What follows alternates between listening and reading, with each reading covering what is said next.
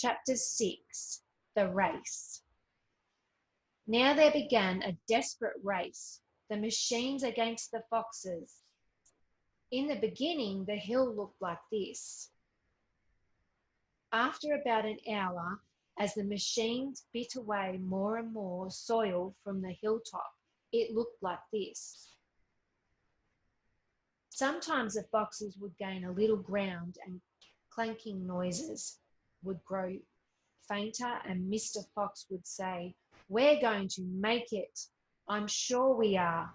But then a few moments later, the machines would come back at them, and the crunch of the mighty shovels would get louder and louder.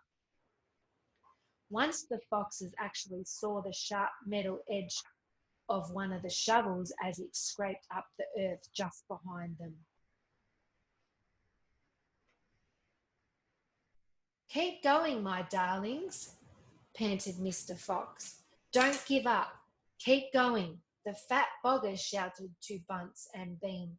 "We'll get him any moment now." "Have you caught sight of him yet?" Bean called back. "Not yet," shouted Boggis, "but I think you're close." "I'll pick him up with my bucket," shouted Bunce. "I'll chop him to pieces." But by lunchtime, the machines were still at it, and so were the poor foxes. The hill now looked like this. The farmers didn't stop for lunch. They were too keen to finish the job. "Hey there, Mr. Fox," yelled Bunce, leaning out of his tractor. "We're coming to get you now." "You've had your last chicken," yelled Boggis. "You'll never come prowling around my farm again." A sort of madness has taken hold of the three men. The tall, skinny Bean and dwarfish, pot-bellied Bunce were driving their machines like maniacs, racing the motors and making the shovels dig at a terrific speed.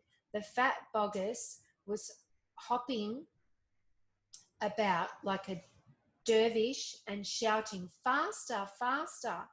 By 5 o'clock in the afternoon, this is what had happened to the hill.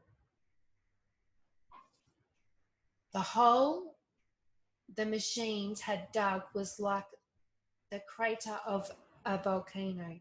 It was such an extraordinary sight that crowds of people came rushing out from the surrounding villages to have a look.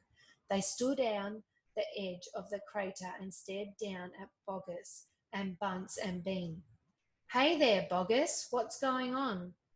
"We're after a fox. You must be mad." The people jeered and laughed, but this only made the three farmers more furious and more obstinate and more determined than ever not to give up until they had caught the fox.